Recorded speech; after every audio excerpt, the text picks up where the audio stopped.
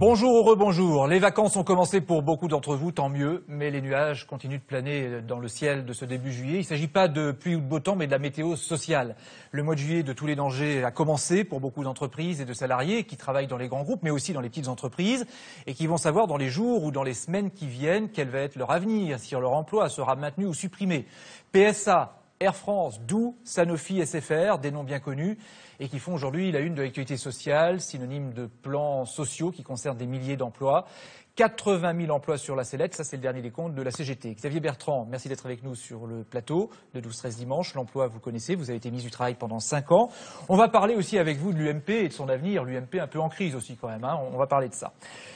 Une image d'abord pour évoquer la semaine, celle d'une entreprise, un groupe qui refait parler de lui. France Télécom, pas à propos du bug d'Orange, hein, mais Didier Lombard, l'ancien PDG, a été mis en examen pour harcèlement moral, tout comme son adjoint et l'ancien DRH, après la série de suicides dans l'entreprise entre 2008 et 2009. 35 suicides, l'entreprise était en pleine restructuration. C'est la première fois en France qu'un groupe et ses dirigeants sont mis en examen en même temps pour harcèlement moral. Est-ce que ça aura valeur d'exemple ? Valeur d'exemple, je ne sais pas, parce qu'il n'y a pas deux entreprises qui connaissent des situations similaires, notamment sur les troubles liés au stress, et notamment quand ça conduit à l'extrémité la plus grave, le suicide. Mais à partir du moment où on prend conscience que la société est une personne morale, et que donc derrière les dirigeants sont aussi responsables, ça n'est pas surprenant en droit. Après, c'est à la justice de dire s'il y a une responsabilité particulière des dirigeants ou pas. Mais je ne suis pas si surpris que cela. C'est aussi une évolution qu'on a vue dans d'autres pays. Il faut certainement s'attendre à des cas similaires dans les années qui viennent. Et c'est plutôt bien ? C'est l'évolution à la fois de la société, c'est l'évolution du droit qui permet cela. Maintenant, ce que j'aimerais bien surtout, c'est qu'on n'ait pas à avoir de cas similaires et que dans toutes les entreprises, on prenne conscience que le stress, que les troubles psychosociaux ne sont pas une fatalité et qu'on peut en limiter les conséquences pour éviter d'arriver à de tels drames, même si la question du suicide est terriblement personnelle aussi, pas seulement liée à des faits professionnels. Dans ce dossier de France Télécom que vous avez suivi, puisque vous étiez ministre des Affaires sociales à l'époque, est-ce que la responsabilité personnelle de l'ancien PDG doit être mise en cause ? Est-ce que vous pensez sincèrement que je peux répondre à cette question ? Franchement. Vous avez suivi le dossier ? Oui, mais attendez, je suis la justice ? Non. Vous connaissez... Il n'y a rien à charge contre Didier Lombard en particulier. Non, mais attendez, je ne vais pas me prononcer plus. Vous me demandez si cette évolution me surprend. Non, elle ne me surprend pas. Et sur Didier Lombard, quelle est la responsabilité d'un tel ou un tel ? Ça n'est pas à moi de le dire. Ça n'est pas à moi de le dire. Ce que je sais, en revanche, et je le répète parce que j'ai vu des cas similaires dans des grandes entreprises, c'est qu'il faut bien voir que ces cas dans les entreprises n'arrivent pas qu'aux autres, et pas seulement aux très grandes entreprises. Et que quand il y a des réorganisations en profondeur, il faut faire très attention, le personnel ne doit jamais être une variable d'ajustement, jamais. Alors, la restructuration, justement, parce qu'on est en plein dans l'actualité là, des entreprises comme Sanofi, entreprise pharmaceutique, fleuron de l'industrie française, qui fait des bénéfices. Le groupe va supprimer entre 1200 et 2500 emplois de chercheurs notamment, alors qu'il vient de faire plus de 8 milliards de bénéfices et 4 milliards et demi ont été reversés aux actionnaires. Est-ce que c'est une provocation ? Écoutez, déjà, la première des choses, c'est que s'ils commencent à réduire des postes de chercheurs, il faut m'expliquer ce qu'ils vont trouver dans les années qui viennent. Non, mais dans l'industrie pharmaceutique, il faut bien regarder ça. C'est qu'à un moment donné, si on se coupe les bras, faut m'expliquer comment ils vont pouvoir aller chercher de la croissance dans les années qui viennent. L'industrie pharmaceutique repose avant tout sur l'innovation et sur la recherche. Donc c'est une erreur stratégique même de Sanofi. La deuxième chose, je ne suis pas analyste financier. Je sais pas, je vous dis, c'est la première des choses. La deuxième, c'est qu'à chaque fois, l'emploi ne doit pas être la première variable d'ajustement. Je vous le dis aujourd'hui, je l'ai dit hier et avant-hier quand j'étais ministre, je l'avais dit notamment pour PSA, si à un moment donné une entreprise est vraiment en difficulté, qu'elle risque de disparaître si elle n'ajuste pas ses effectifs.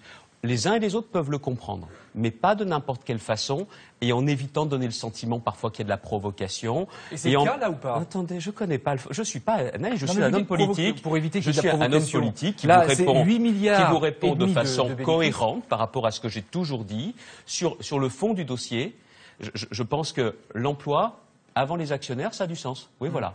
Est-ce qu'il faut sanctionner alors les licenciements abusifs, notamment dans les groupes qui font des bénéfices, qui suppriment des emplois ? C'est ce que proposerait visiblement le gouvernement aux partenaires sociaux demain. Mais attendez, ils avaient dit mieux. Ils avaient même dit qu'ils interdiraient les licenciements abusifs.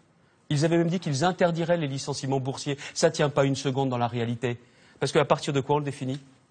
Sanctionner ? Non, mais attendez, on avait même à l'époque Monsieur Montebourg, super Montebourg, qui allait voler d'entreprise en entreprise, maintenant c'est terminé. C'est ce que je reproche d'ailleurs au gouvernement.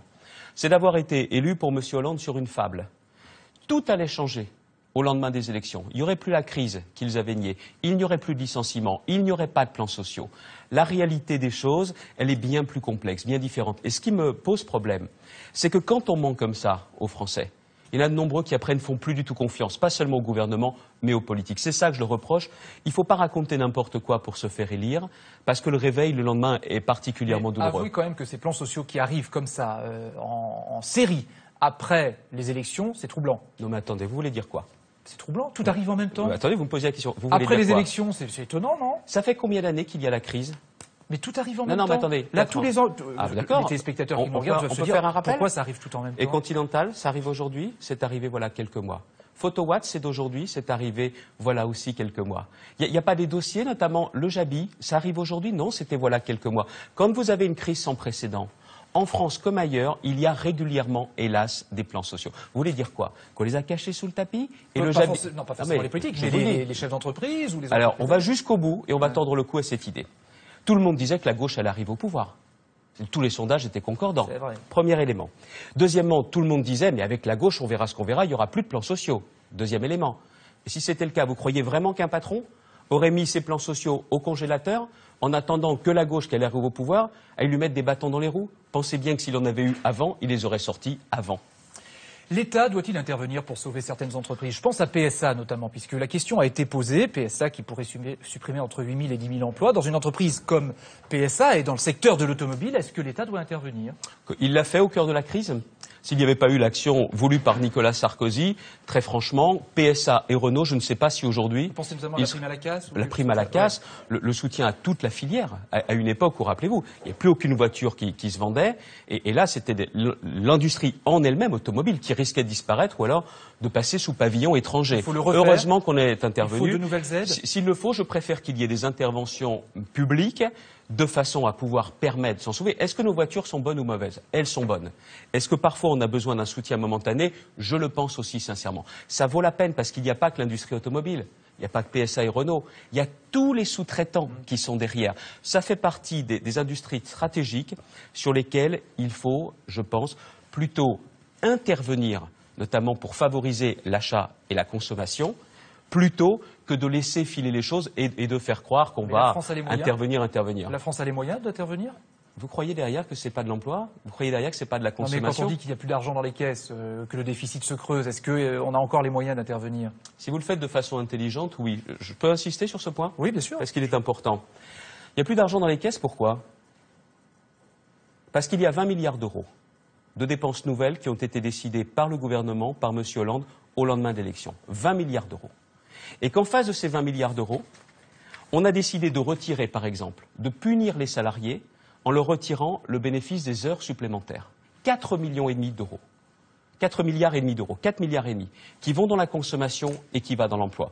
Vous ne pensez pas que cet argent, en plus, il aurait été bon dans la consommation, il aurait été bon pour la croissance? Vous croyez qu'un ouvrier, par exemple, qui est au SMIC, dont l'entreprise était restée à 39 heures et passée à 35 heures sur le papier, 4 heures supplémentaires par semaine, à la fin de l'année, ça faisait parfois 1 mois et demi ou 2 mois de salaire, retiré en enlevant la défiscalisation. Vous croyez que ce n'est pas utile pour acheter une voiture?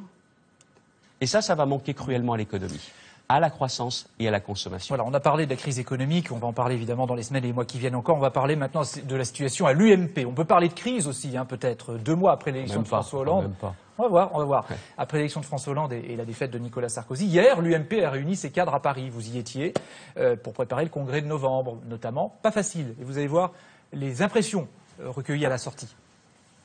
Je pense qu'il fallait que notre famille politique se retrouve et c'était une très bonne ambiance et on s'est dit les choses sans tabou, sans langue de bois. Je vous assure que ce matin, et croyez-moi, il y avait un vrai climat de sérénité.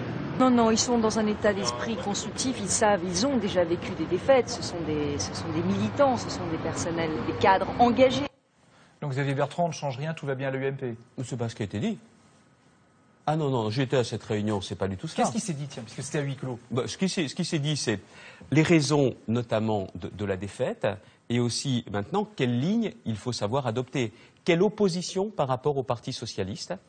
de quelle façon nous retrouverons la confiance des Français pour les élections municipales et les autres élections, et quels changements il faut établir dans le fonctionnement de l'UMP. Ce sont ces trois points-là. Oui, totalement. Eh bien justement, pour si parler... vous voulez que je vous dise ce qui s'est dit hier, oui.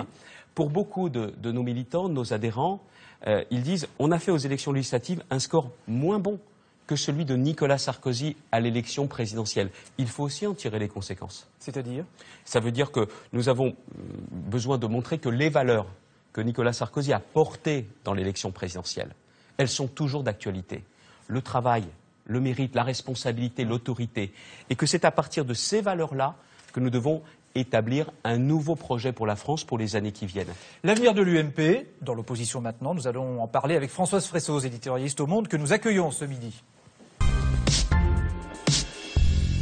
Bonjour Françoise. Bonjour. Bonjour. Xavier Bertrand dit ce n'est pas la crise à l'UMP. Alors d'abord, ravi de vous retrouver. Vous nous avez suivis pendant les élections sur France 3.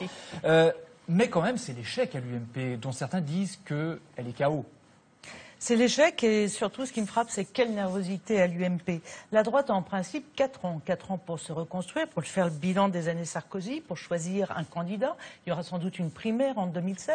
Et en même temps, on voit un parti fébrile parce qu'une guerre a déjà commencé. On voit la guerre Copé-Fillon qui se joue pour la présidence de l'UMP. Alors la bataille a lieu en novembre. C'est un poste stratégique parce que celui qui sera à la tête de l'UMP aura une position stratégique pour la prochaine présidentielle. Et du coup, on voit un parti sous tension. On voit aussi un parti extrêmement agressif avec le gouvernement actuel. On l'a vu, la déclaration de politique générale de Jean-Marc Ayrault, où l'hémicycle était très très bruyant. Et puis on l'a vu aussi hier avec l'intervention de François Fillon, qui a été communiquée à la presse, où il dit finalement que François Hollande est un président qui a été élu par défaut, qui est un président qui met en danger l'Europe par son aveuglement idéologique. Vous, Xavier Bertrand, est-ce que vous ne trouvez pas que l'opposition est un peu dure? Est-ce que vous vous retrouvez dans ces propos? Bon, tout d'abord, la politique n'est pas tout à fait le monde des bisounours entre la majorité et l'opposition. Hein. Parce que ce que vous dites là sur la déclaration de politique générale, j'ai pas 20 ans de vie parlementaire derrière moi. C'était extrêmement tendu et on entendait surtout, finalement, ce président, il a peut-être pas eu 50% des votants parce qu'il y a eu beaucoup de blancs. Mais attendez, remettons juste les pendules à l'heure. La gauche, pendant 5 années, la façon dont ils ont attaqué matin, midi et soir Sarkozy, je vais vous dire, c'était pas détendre. Eh bien, moi, je pense qu'il ne faut pas faire pareil. Et j'étais cette semaine dans les Yvelines, chez mon ami David Douillet, où nous avions décidé d'engager, je vous le disais tout à l'heure, un tour de France pour aller à la rencontre des militants. Hier, nous nous réunissons, c'est bien, on parle entre cadres, d'accord. On parle des valeurs, d'accord. Mais c'est les militants qu'il faut interroger. Je leur ai demandé quel type d'opposition vous voulez qu'on incarne. Ils me disent agressif, non, combatif, oui. Ça veut dire être dans une opposition sans concession. Je me battrai de toutes mes forces contre la remise en cause de la défiscalisation des heures supplémentaires, mais en revanche, si quelque chose va dans le bon sens, si on nous présente une règle d'or qui protège la France, je suis prêt à la voter. Ça veut dire que vous êtes un peu sur la ligne Borloo. Borloo qui dit je m'oppose en général, mais s'il y a des bonnes. Je suis sur la ligne Xavier Bertrand, c'est-à-dire très clairement que si le paquet européen, le pacte de stabilité, qu'avait préparé Nicolas Sarkozy, que François Hollande avait critiqué, mais comme c'est pas possible, et qu'aujourd'hui il nous le présente, eh bien on le regarde. Si ça protège la France, je le vote. Mais en revanche... Mais vous serez suivi par tout le groupe UMP là-dessus ? Écoutez, moi je pousserai en ce sens, et j'ai été, non pas surpris, mais j'ai vu que les militants nous disent ne faites pas comme les socialistes. Ils ont été vindicatifs, agressifs avec le président Sarkozy. Les militants mettent un peu en garde, et François Fillon et Jean-François Copé. Moi je l'ai dit, agressif ne sera pas mon registre. Mais alors combatif, oui, ça je peux vous le garantir, parce que je pense que, non seulement on le voit bien, la conjoncture internationale n'est pas simple, je pense que notre pays va connaître des moments très difficiles à cause des choix qui sont faits par le gouvernement, notamment en matière d'emploi. Je suis, hélas, persuadé que nous allons connaître une progression continue et importante du chômage dans les mois qui viennent, à cause aussi des choix du gouvernement. Et il ne faudra pas faire de la polémique pour la polémique. Il ne faudra pas faire de la critique pour la critique. Si on veut protéger les Français et la France, je pense qu'on n'est pas obligé d'imiter l'attitude des socialistes ces 5 dernières années. Alors, par rapport à ce qui se passe à l'UMP, vous avez dit, je vais me donner l'été pour décider. Quels seront vos critères pour décider j'y vais ou pas, ou pour soutenir un tel ou un tel? Quelle ligne politique vis-à-vis de la gauche? De quelle façon nous allons renouveler nos idées? Et de quelle façon nous allons, retrouver l'esprit d'avant 2007. Mais plus précisément. Je vous le dis, il ne s'agit pas de penser que le balancier reviendra naturellement vers nous dans les années qui viennent. Qu'est-ce qui n'a pas marché? Vous dites finalement le bilan Sarkozy n'était pas si mauvais. Qu'est-ce qui n'a pas marché? Je finis juste sur ces 3 points-là. Quelle opposition nous devons incarner? Quelle ligne politique nous devons aussi proposer aux Français pour justement leur montrer que l'autorité, le travail, le mérite, tout ceci, c'est ce qu'il faut à la France et en faire un projet de société. Et le 3e point, comment donner davantage de place, de responsabilité, de pouvoir à nos militants sur le terrain. Voilà les 3 grandes lignes auxquelles je crois. Tout ça, c'est très général, vous ne me répondez pas. Il y a eu quand même une défaite de Nicolas Sarkozy. Vous dites finalement les législatives ont été moins bonnes que la présidentielle. Il pose la question mes critères. Maintenant, je vais vous répondre. Qu'est-ce qui, concrètement, quand vous dites qu'est-ce qui, concrètement, doit être revisité au sein de l'UMP, au niveau des valeurs ou de la doctrine?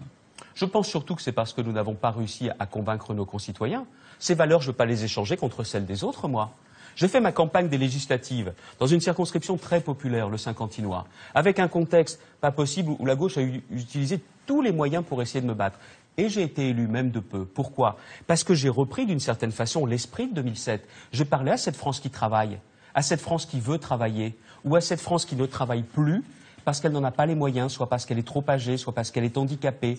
Et quand vous reprenez cette idée du travail, du mérite, de la réussite, eh bien, je suis désolé, les Français nous font confiance. Une dernière question à François. Qu'est-ce qu'il faut changer au sein de l'UMP? Est-ce qu'il faut faire des courants pour que, par exemple, l'aile centriste, on voit bien que Jean-Louis Borloo est en train de la récupérer, puisse exister davantage?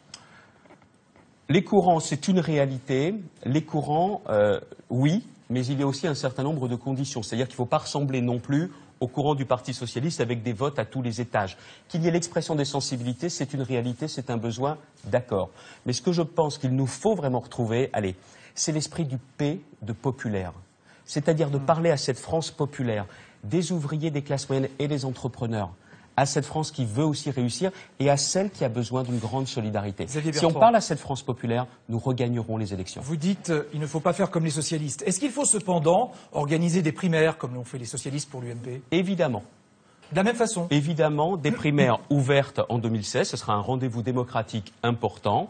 Et c'est pour ça, je pense que certains ont critiqué qu'à l'époque, on ait dit que ça allait dans le bon sens. Je suis persuadé que ces primaires ouvertes en 2016 sont incontournables et elles sont indispensables. Vous serez candidat aux primaires? Je vous ai dit qu'aujourd'hui, mon sujet, c'était quelle opposition incarner. Écoutez, les militants, avant l'heure, c'est pas l'heure. Il faut des casques bleus à l'UMP. Vous avez dit c'est la guerre à l'UMP? Non, mais je pense qu'il est bon qu'il y ait un code de bonne conduite. Ce code de bonne conduite, c'est une question de respect. J'aimerais que chaque militant en soit le garant. Oui, c'est ce que j'ai dit dans les... Ça peut-être pas. Eh bien, pourtant, je vais vous dire une chose. Quand il y en a certains qui dérapent, quand il y a des spécialistes de la petite phrase, si les militants leur disaient, ils ont leur blog, ils ont leur site, ils reçoivent leur courrier, de leur dire l'opposition avec la gauche, oui, l'opposition entre vous, non, je pense que ce message de bon sens des militants, il pourrait être reçu 5 sur 5. Françoise Fressoz, merci d'être venue sur le plateau de 12-13 dimanche et à bientôt. On en vient sûr. Xavier Bertrand, pour ou contre? On parlait de football à l'instant. La FIFA, la Fédération internationale de football, autorise les footballeuses à jouer avec leur voile si elles le souhaitent. Pour ou contre? Contre. Gérald Darmanin, jeune député du Nord, vient justement de s'exprimer là-dessus. Il a entièrement raison. Contre comme lui. Contre pour quelle raison? Écoutez, là aussi, je ne sais pas, il n'y a pas des espaces qui doivent être à l'écart du fait religieux? Vous ne trouvez pas? Moi, je pense que si. En particulier les terrains de football. Bien évidemment, pas seulement. Pour ou contre encore l'aide médicale d'État? Le gouvernement veut supprimer la franchise de 30 € que vous aviez instaurée. Pour ou contre cette suppression de la franchise? Je suis contre cette suppression. C'est une erreur absolue et c'est la preuve que l'idéologie n'est jamais bonne conseillère. Je voudrais vous dire une chose. C'est en plus une décision injuste. Les Français, les étrangers en situation régulière qui sont à la sécurité sociale, payent le 1 €, payent la franchise, que d'ailleurs le gouvernement ne remet plus en cause aujourd'hui, mais un étranger en situation irrégulière, lui, il n'aurait pas du tout cette franchise. Elle est où la logique? Est-ce que ça pourrait pas être une franchise de 1 € plutôt que 30 €? Mais attendez, c'est 30 € à l'année. Elle est de combien pour les Français, les étrangers en situation régulière? Elle est de 50 €, notamment pour le 1 €, et elle est de 50 €. C'est-à-dire que eux ont une franchise, et on sait bien pourquoi, c'est à la fois une question de principe, et pour les étrangers en situation régulière, ah non, nous, on vous demande de rien. Non mais attendez, on marche sur la tête. Et au bout d'un moment, il ne faut pas faire des grands discours sur la justice et faire tout le contraire. C'est une décision en plus totalement injuste. Et je vais jusqu'au bout. Si vous voulez freiner les dépenses de l'aide médicale d'État, il fallait ce forfait annuel. C'est pour ça que nous l'avions mis en place. Et le gouvernement qui revient dessus, c'est de l'idéologie. Complètement de l'idéologie. En tout cas, il faut trouver de l'argent. Le gouvernement va devoir trouver près de 8 milliards d'euros pour boucler le budget de cette année. Il annonce pour ça une hausse de l'impôt sur la fortune, une taxation supplémentaire des grands groupes. Entre déficit annoncé ou prévisible... Attendez, tout ça, c'est de la poudre aux yeux. Tout ce que vous venez d'indiquer là, c'est même pas 1 milliard d'euros. Même pas 1 milliard d'euros. Enfin, c'est ce qui va se faire. Oui, d'accord, mais c'est même pas 1 milliard d'euros. Le gros de l'argent qu'il récupère, c'est sur les classes moyennes, c'est notamment avec les heures supplémentaires. Vous l'aviez dit, oui. Oui, non, mais attendez, bien... c'est un cheval, une alouette. Ouais. D'un côté, on amuse la galerie avec les 75% qui vont concerner 3 000 Français. De l'autre côté, il y a 7 millions de salariés français qui vont se faire prendre quelques centaines d'euros par mois. Voilà la réalité. Ça, c'est le paquet fiscal du gouvernement socialiste. C'est une attaque en règle contre ceux qui travaillent. C'est quand même aberrant. On voit bien en tout cas que c'est la valse des chiffres. Et le Premier ministre Jean-Marc Ayrault a résumé lors de son discours de politique générale mardi la philosophie, la sienne, et celle du gouvernement en quelques mots. Au-dessus de l'argent que l'on gagne, il y a ce sentiment plus grand, plus fort, celui que procure l'estime et la reconnaissance de ses concitoyens. Non, je ne suis pas l'ennemi de l'argent, mais je ne considère pas les gens auxquels je parle en fonction de leur patrimoine et de leurs revenus. Voilà, c'est clair. Jean-Marc Ayrault imprime sa marque, une rupture. Non, là attendez, aussi. que M. Ayrault vienne avec moi dans les entreprises du Saint-Quentinois, où celui qui fait 2 heures supplémentaires par semaine, qui est au SMIC, il va lui retirer un 13e mois, et qu'il aille lui expliquer pourquoi il le fait. Mais tous ne font pas des heures supplémentaires. Non, mais il y a 7 millions de salariés qui sont dans les entreprises de plus de 20 salariés, qui, dans les mois qui viennent, vont perdre quelques centaines d'euros. Attendez, quelques centaines d'euros. Regardez bien, sur la fiche de paye et sur leur feuille d'impôt, ils vont voir leur différence. Et quelle est la vraie motivation ? C'est qu'ils ont besoin d'argent pour financer leurs dépenses nouvelles. D'accord, mais on ne Jean-Marc dépense Ayrault, pas là, l'argent qu'on n'a pas. Et on ne le prend pas dans la poche des classes moyennes. Jean-Marc Ayrault, il visait peut-être aussi les contribuables qui vont peut-être être taxés à 75% s'ils ont ça, plus c'est d'1 de la million de com. revenus. Attendez, et certains disent on va quitter la France pour payer moins d'impôts. Est-ce que vous les comprenez ? Écoutez, je n'ai pas à les comprendre ou pas les comprendre. Ce que je sais, c'est que ceux qui sont les riches, comme l'on dit, quand ils sont en France, ils dépensent leur argent en France. C'est sûr ? Ah bah attendez, excusez-moi, quand vous êtes riche, ils ont certainement ces gens-là du personnel de maison. Vous n'en avez pas, j'en ai pas, mais eux en ont. Bon ben s'ils partent, qui est-ce qui va le recruter, ce personnel-là ? Mais est-ce que c'est... Ils vont au restaurant ou pas, ces gens-là ? Je préfère qu'ils aillent en France, au restaurant à Paris ou à Lyon ou ailleurs, plutôt que d'aller en Belgique. Voilà, quand ils achètent une voiture, je préfère qu'ils l'achètent en France. Le vrai sujet Une est voiture là. française, alors ? Oui, bah, et si elle est fabriquée en France, c'est bien aussi, hein, d'accord ? Ces exilés fiscaux, Qu'elle soit française, parce qu'elle est fabriquée en France, ça me va. Mais est-ce que ces exilés fiscaux ne jouent pas contre leur pays, finalement ? Oui, ces décisions-là font aussi du mal à notre pays. Toutes les décisions, les heures supplémentaires, tout ce qui affaiblit... Mais les exilés fiscaux, ceux qui s'en vont parce qu'ils ne veulent pas payer d'impôts, est-ce qu'ils ne jouent pas contre leur pays ? Je préfère que l'on reste dans le pays et je préfère aussi que le gouvernement ne prenne pas des décisions qui sont des décisions uniquement pour faire de la communication. Parce que pendant qu'ils agitent cette main-là, regardez, avec cette main-là, on va punir les riches, cette main-là fait les poches des classes moyennes. Voilà, elle est là la réalité. Alors, tout ça, Monsieur Letellier, tout ça, et je suis sévère avec ces mesures, parce qu'elles affaiblissent notre pays. Les mesures qui affaiblissent le pouvoir d'achat, les mesures qui affaiblissent la compétitivité des entreprises, je vous le dis, hélas, si elles sont appliquées, elles vont créer du chômage supplémentaire dans les mois qui viennent. Hélas, nous pouvons prendre... C'est une menace ou c'est un constat ? C'est un...